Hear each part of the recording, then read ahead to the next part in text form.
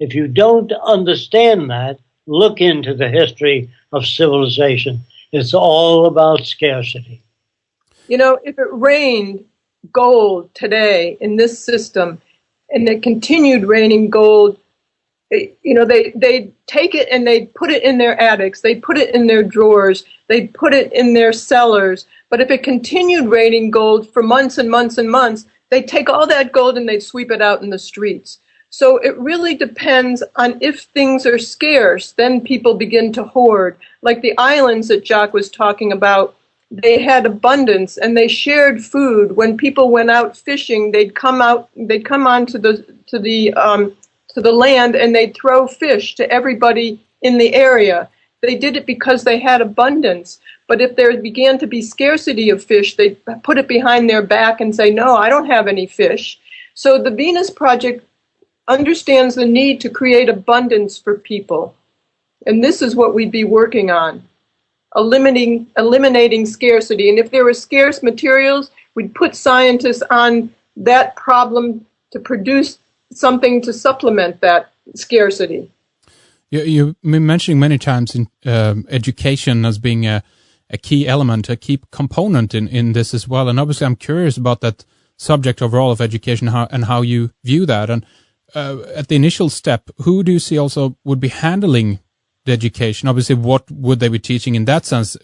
And how would, if I put it this way, again, we're stuck in that paradigm, I guess, as well of that there's no guarantees that we might have people in there who actually end up doing a bad job, so to speak. And how would we know that, if I put it that way? But how do you approach education? Who would be handling it? And how could it be guaranteed that people were doing the right job?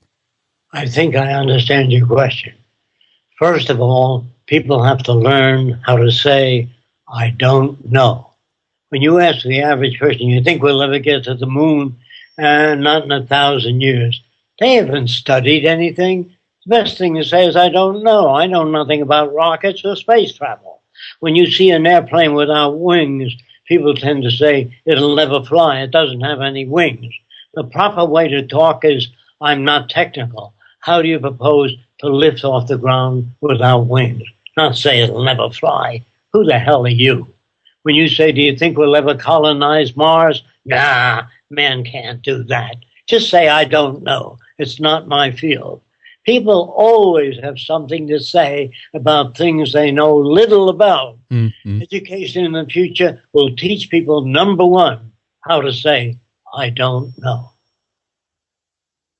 All right. Well, that's an interesting point. If we look at some other aspects in terms of technology and things like that, I heard, Jacque, you mentioned once in terms of developing smart systems, intelligent homes and things like that. You made an example in a film I saw in terms of a little net. It was just one little example, but a net that every time you're not in the swimming pool or whatever, this net ascends upwards, so it prevents your child from falling in or what have you. And if we think about the subject like that, if we keep that as an overarching idea and think about a house that is very, very smart, very intelligent, and actually in one way kind of takes care of you, I guess I would like to ask you as well if there's any overarching danger in that. I guess when I'm saying that, I'm mentioning that from the same point of view that if you stop using a muscle in your body, chances is that it will slowly decline until it's almost gone in one sense. And could it be that also if human beings have too much of intelligent systems around themselves all the time that takes care of them very, very well, shall we put it, that if there's a danger that we stop using our common sense, we stop using the regular reflexes of, I don't know if you follow my train of thought there, but there is, I see that there potentially is even a danger in the fact that if we have things around us that are too smart, we end up in a situation where we don't use our brains anymore. Have you thought about that? Yes, I have, and that's what's happening today. That's exactly what's happening today. So in the future, no one makes decisions. They arrive at them. Do you know the difference? Sure. In other words, you take a steel beam and you mix different alloys to make it stronger. So it's less apt to twist and less apt to pull apart. So scientists and engineers have a language which is not subject to interpretation. That's a major problem. When you read the Bible, somebody says, this is what Jesus meant. Another person says, you're wrong. He meant that. And the third person says, you're both wrong. This is what he meant.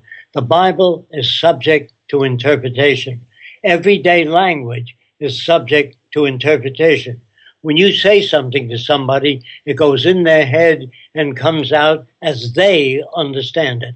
But is it possible to develop a language that's not subject to interpretation?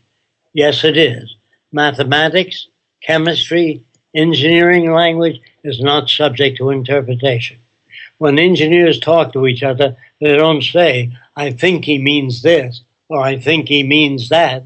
Blueprints have absolute descriptive systems of everything about the bridge you're building. When the chemist writes a formula, sends it to Japan, whether it's a plastic or any other material, they're not subject to interpretation. When you talk of mathematics, it's not subject to interpretation. So our language, I said before, is so old, you cannot transmit information without it being subject to interpretation.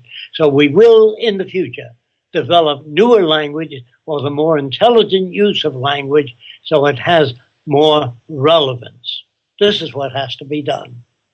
We'll never reach a time when we'll be completely comfortable and sit back and say, well, there's nothing left to do. Today, so many people's lives are being wasted, as I mentioned, with parasitic professions that do absolutely nothing, that don't use their brains for the well-being of people in the environment. They manipulate money for their own well-being and know nothing. Like there was a wealthy man that came over to Jacque and said, how come you're so smart and you don't have any money? And he said, how come you're so rich and you're not smart? You know, something to that effect. But so the future, people will begin for the first time on massive scales to work on problems that are common to everyone, such as heart disease, cystic fibrosis, cancer, tsunamis, the real problems that everyone shares. And the values of today will not reflect the values of tomorrow. They'll have their own values. They'll generate their own solutions to problems, but they won't be problems of fighting one another and making killing machines and stealing resources. We're so primitive in that way. We haven't even begun to know what it means to be human. And what can you say in terms of free energy? Jacque, you were into this a little bit in the beginning, in the first hour here, of ideas about of temperature in the oceans to create energy in that sense. I feel that the energy question is one of the biggest problems, if not the problem on the planet right now in terms of resources, because if we had an energy production level, we could do a heck of a lot more than we can today. But how do you see that this is could solve some of the issues and problems that we have? I know that you were into geothermal energy as well, beyond maybe wave technology, other aspects, solar and wind, of course. But is there anything else, key components or designs or ideas that you could mention in terms of energy, Jacque? Yes. Geothermal is about the best. It's regenerating, and it'll last actually for many thousands of years. We see no end. Geothermal energy exists under the oceans. There are fumaroles. There is geothermal potential all over the world. So geothermal alone can handle all the problems. And I'm not talking about heat concentrators or tidal differences. We have tides flowing in the river and out. We can put turbines under the water in the Gulf Stream, the Japanese current, the Icelandic current. There's no shortage of energy anywhere. Only the electric companies wouldn't like it. Do you understand that? Yeah, absolutely. It's very...